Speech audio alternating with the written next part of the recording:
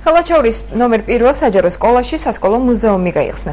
მცირე საგამოფენო დარბაზში წარმოდგენილი საინფორმაციო კუთხე, სტენდები და ალბომები დაინტერესებულ პირებს დაარსებიდან დღემდე სკოლის ისტორიას აცნობს.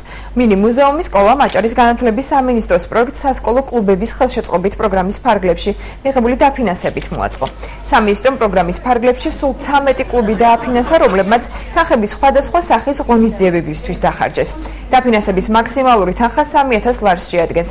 პროგრამა მიზნად მოსწავლების სოციალურ და აკადემიურ განვითარებას, ორგანიზაციული უნარების ჩამოყალიბებას და სამოქალაქო აქტივობაში მათ ჩართვას ითვალისწინებს.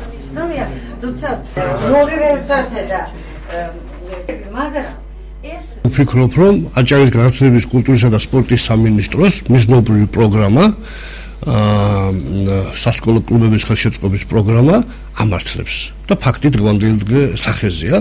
მე ნამდვილად აღვთვალებული ვარ პედაგოგთა ღვაწლის დაფასებისთვის და ასეთი კარგი მუზეუმის გაკეთებისთვის. მე უკვე 40-45 წელია ამ სკოლაში მუშაობ და თითქმის ჩემს თვალწინ ჩაიარა მთელმა ნახევარ საუკუნოვანმა ეპოქამ და ხედავდი ვინ რას აკეთებდა.